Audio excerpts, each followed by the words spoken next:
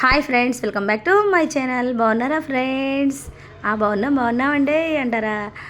ఈ ప్లేట్ నిండా ఏంటంటే భలే ఉన్నాయో, ఎమ్మీగా ఏం ప్రిపేర్ చేస్తున్నారా అంటారా?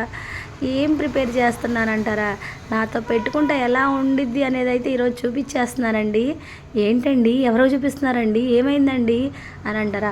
మరి మనతో పెట్టుకోకూడదండి, పెట్టుకుంటే ఊరుకోము, అంతే కదా.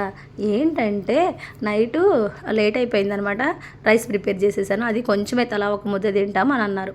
కొంచెం కూర ఉందని ఇంకా తలా ఒక ముద్ద తీసి తినేస్తామన్నారు కదా అని ఇంకా నేను వండేసరికి వచ్చేటప్పటికి పిల్లకాయలు నిద్రపోయారనమాట.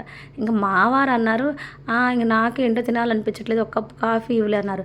ఏంటి నాకేమైనా పిచ్చా ఏంటి, ఏమన్నా అన్నం వండిచ్చేసేసి పిల్లలు ఏమైనా నిద్రపోయారు, నేను లేపుతాలే అంటే వద్దులే లేపక అన్నారండి. ఇంకా సరే కదా, ఇంక నేను ఏం చేసేయాలి. ఇంకా ఆయన కూడా తిన్నన్నారు.